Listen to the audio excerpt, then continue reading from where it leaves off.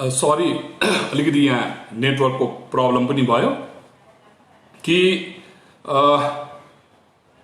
मैले भन्दै थिएँ कि जो हाम्रो सरकार वर्तमान सरकारले पनि सुदेश जोशीको अपोइन्टमेन्ट लिएर सबैले हामीले विरोध गरेको थियौँ।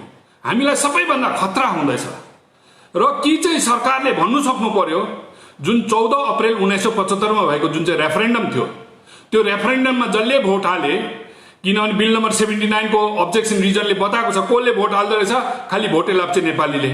त आज तिनै मानिसै फरेनर हो भनेर जुन चाहिँ प्रेम गोयलको जुन चाहिँ कमिटी अन पेटिसन जुन कागज अस्ति मैले बताइसकेको छु यसको आधारमा जुन चाहिँ एसोसिएसन अफ ओल्ड सेटलर्सले केस बनाएर जो सुप्रिम कोर्टमा केस हालेको छ त्यो केसमा विदेशीहरूलाई आयकर छुट दियो हामी जो भारतीय मूलको मान्छेलाई छुट दिएन भन्ने मध्येमा आज जो सरकारले नियुक्ति गरेको additional advocate general Sudesh Joshi पनि एउटा अब पार्टी हुनुहुन्छ उहाँको परिवारका सदस्य हुनुहुन्छ।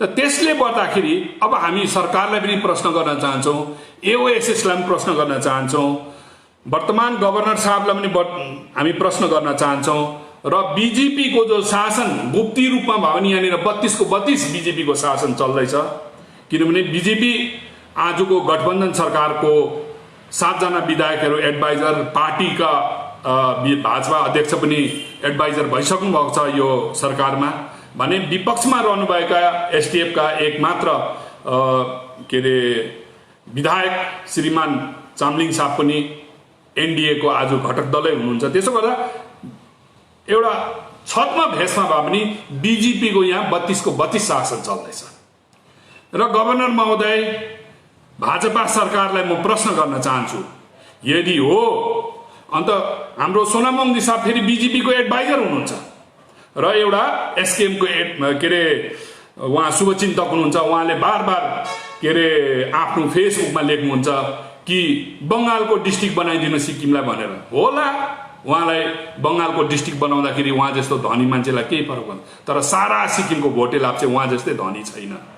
हामीलाई राज्यमा हामी बाँच्न चाहन्छौँ र सोनाम वाङदी साहब एउटा चिफ सेक्रेटरी हुनुहुन्छ तपाईले दया गरेर आरएच रिस्लेको गेजेटियर अफ सिक्किममा सेन्सस रिपोर्ट पढिदिनुहोस् र भोटे लेप्चा नेपाली कहाँबाट आएको रहेछ त्यहाँ इतिहास पनि छ त्यो पढिदिनुहोस् 1891 को सेन्सस हो र कसैले कसैलाई हामी नराम्रो भन्नु छैन यहाँनिर हामी मिलेर बस्नु छ यो खालको काम गर्नु बन्द गरिदिनुहोस्। तपाईहरुले भारत सरकारलाई किसिम किसिमको पत्रचार गरेर लु मैले अस्ति पनि भने तपाईहरु बीएल लो हामी नेपाली जम्मै निक्लिदिउँ अरे के बीएल र एओएसएस खुसी भएर बस्नु सक्नुहुन्छ सिक्किममा सक्नुहुन्न। त्यसरी नै गोर्खाहरूले जो बीएल को विरुद्धमा हुनुहुन्छ वा एकदम घृणा गर्नुहुन्छ तपाईहरु एओएसएस मिलेर बस्नु सक्नुहुन्छ तपाईहरु पनि सक्नुहुन्न भनेपछि हामी सबै मिलेर बसौँ न। यहाँसम्म म त भन्न चाहन्छु कि ओल्ड सेटलर्समा पनि जो गिफ्ट र्याकेट गर्ने मान्छेहरू छ उहाँहरू दोषीहरू हो उहाँलाई दोषीलाई दण्ड दिनुपर्ने उहाँलाई पुरस्कार नदिनुहोस् सिक्किम सरकारले तपाईहरुले पुरस्कार दिनुहुनेछ। त्यसकारण म भन्न चाहन्छु अगर हामी पक्का विरोधी के रे विदेशी हौं इमिग्रेन्ट हौं तपाईहरुले मान्नुहुन्छ यही कुरो सत्य हो भनेर मान्नुहुन्छ तपाईहरुको ताकत छ सत्ता छ भन्नुहुन्छ भने म तपाईहरुलाई भन्छु 14 तारिक अप्रिल 1975 मा जो रेफरेन्डम भएको थियो त्यो विदेशीले हालेको भोट हो त्यो रेफरेन्डमलाई तपाईहरुले खारिज गर्न सक्नुपर्छ। हामी स्वागत गर्छौं त्यसलाई भारत सरकारलाई सलाम गर्छु खारिज गरिदिनुहोस् त्यो रेफरेन्डम हामीलाई भन्नु केही छैन होइन भने हामीलाई यो खालको विदेशी इमिग्रेन्ट भनेर लान्छना लगाएर हामी माथि तपाईहरुले शासन नचलाउनुहोस्। हामीले राजनीति गरेको छौं देश दिएर गरेको छौं प्रजातन्त्र उपभोग गरेको छौं देशसँग साटेको प्रजातन्त्र उपभोग हो तपाईहरुले दिएको 371 एफ हो सिक्किमको जनताले मागेको 371 एफ होइन भारत सरकारले आफ्नो गल्ती छुपाउनको लागि धारा 371 एफ दिएको आफ्नो पाप र अपराध छुपाउनु दिएको 371 एफ दिएको हामीले मागेको कुनै पोलिटिकल पार्टीले मागेको छैन कुनै सिक्किमे जनताले मागेको छैन र आज हामीलाई यो खालको तपाईहरुले षड्यन्त्र गरेर हामीलाई यो खालको घरि डिस्ट्रिक्ट बनाउने कुरा यो कुराहरु नगरिदिनुहोस् र राज्य सरकारहरुले पनि क्षेत्रीय भावनासँग जनताको भावनासँग बहुत भयो 41 वर्ष भयो तपाईले खेलवाड गरेको 41 वर्ष भयो। यो खालको खेलवाड तपाईँले बन्द गरिदिनुहोस्। एउटा बाबुको छोरा भएर इमान्दारीसँग शासन चलाउनुहोस्।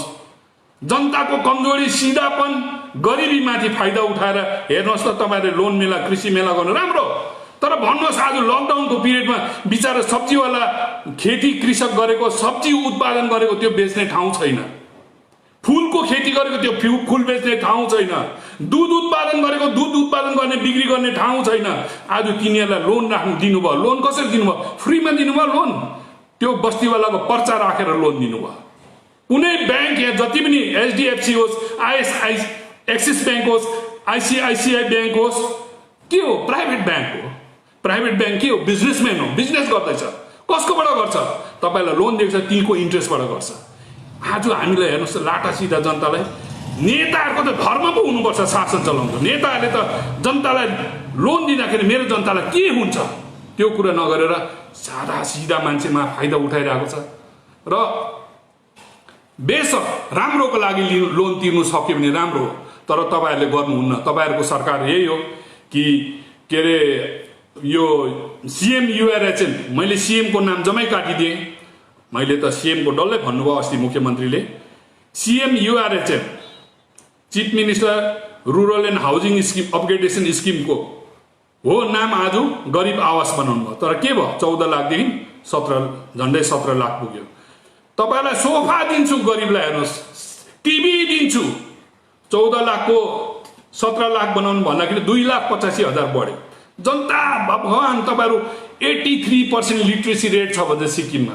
खोइ क्रान्तिकारी युवा भाइहरू हेर्नुहोस् त जनतालाई कहाँ ठगिँदैछ। 2,85,000 के को नाममा? टिभीको नाममा र सोफा सिटको नाममा बढ्यो भनेपछि सरासर त्यो गरिब टाउकोमा बाँकी लगाएर भारत सरकारको लोनमा ल्याएको एउटा गरिबको घर बनाउने स्किममा भन्नुहोस् त 2,85,000 एउटा सोफा र टिभीलाई लाग्छ? कसलाई बनाउनु भयो त? अनि गरिबको नाममा कमलेसलाई बनाउनु भयो त? अनि यो खालको स्किम पहिलाको सरकारमा पनि थियो।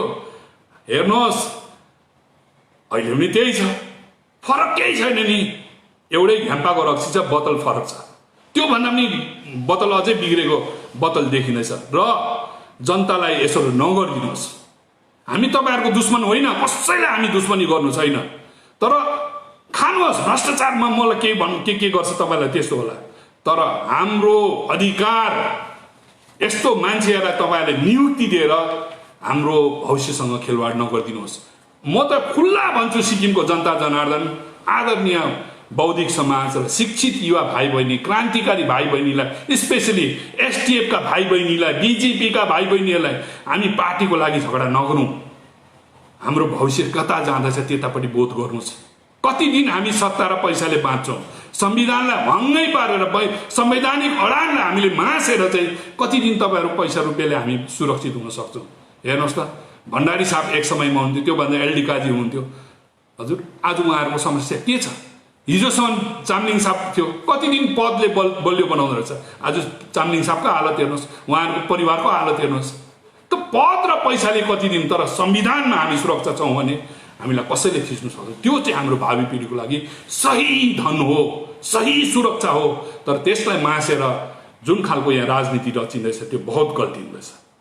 र मैले तपाईँलाई भनेको छु, कोही मान्छेलाई मसँग च्यालेन्ज गरोस्, विदेशी हो भनेर जसले गर्छ उसले पनि हाम्रो यो विषय लिएर सरकारले लडिदिनु पर्ने हो सुप्रिम कोर्टमा। आज लड्ने मान्छे को छ? सुदेश जोशी, जो चाहिँ तपाईँले खुदैले केस लगाइरहेको छ। यस्तो खालको काम गरिरहनु भएको छ। तर तपाईँहरूले हामीलाई हामी तपाईँहरूको दुश्मन होइन, हामी तपाईँहरूको शुभचिन्तक हो। सबैको, गोर्खाको, सोनामङ्दीको, एओएसएसको, सबैको हामी शुभचिन्तक हो। गल्तीलाई गल्ती भन्ने हाम्रो आदत छ। भोटको लोभ छैन हामीलाई, साँचो कुरा बोल्छौँ। र यिनै कुराहरू तपाईँहरूलाई राखेँ र भविष्यमा पनि धेरै कुराहरू राख्नेछौँ। यिनै यस्तै मुद्दाहरू लिएर आउनेछौँ। लकडाउनको पिरियड छ, तपाईँहरूलाई जो जानेको बुझेको कुराहरू विशेष गरी युवा भाइ बहिनीहरूले बुझिदिनुहोस्। म त्यत्रो भयङ्कर केही पनि होइन, तर जीवनमा जो अनुभव गरेँ ती कुराहरू म आफ्नो भावी पिँढीहरूसँग सेयर गर्न चाहन्छु। हामीलाई गलत भ्रमको राजनीतिमा हालेको बहुत भयो, 41 वर्ष भयो। अझै हामीलाई भ्रममा हाल्ने यस्ता बजारमा नेताहरू, भनाउँदाहरू, पोलिटिकल पार्टीहरू, संस्थाहरू, विभिन्न संस्थाहरू छन्। ती संस्थाहरूबाट जोगौँ, हामी सिक्किमे हुन सक्यौँ, सिक्किमे भएर बाँचौँ। यो जातको दोकानहरू सब बन्द गर्नुपर्छ।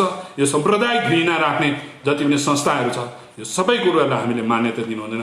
हामी सिक्किमे बन्न सिक्नुपर्छ। यिनै कुरा साथमा म तपाईँहरूदेखि बिदा लिन्छु। धन्यवाद।